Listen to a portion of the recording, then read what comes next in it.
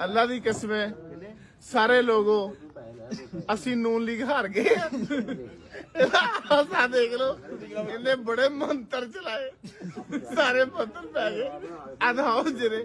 11 ਤੋਂ ਬਾਅਦ ਬੈਠੇ ਇਹਨੂੰ ਕੱਢਦੇ ਅੱਲਾ ਦੀ ਕਸਮ ਹੈ ਇੱਧਰ ਵੀ ਨਹੀਂ ਹਾਸਾ ਰੋਕ ਰਿਹਾ ਤਾਂ ਮੇਰੇ ਸੁਬਹ ਕਿਹੜੇ ਰਸਤੇ ਦੀ ਸੀ ਜਾਣਾ ਅੱਲਾ ਦੀ ਕਸਮ ਹਰੇ ਨਹੀਂ ਬਹੁਤ ਭੈੜਾ ਸਾਡਾ ਨਾ 25 ਸਾਲ ਦੀ ਸਾਡੇ ਦੋਵਾਂ ਦੀ ਕਮਾਈ ਲੱਗ ਗਈ ਹੈ ਉਹ ਫੈਕਟ ਹੋ ਗਿਆ ਦਿਮਾਗ ਤਾਂ ਦੱਸੀ ਜਾਂਦੇ ਆ ਸਾਰੇ ਡਾਕੂਮੈਂਟ ਅੱਲਾ ਸੋਹਣੇ ਅੱਜ ਇੱਕ ਦਫਾ ਮਾਫ ਕਰ ਦੇ ਮੈਂ ਪੋਲਿਟਿਕਸ 'ਚ ਨਹੀਂ ਆਉਂਦਾ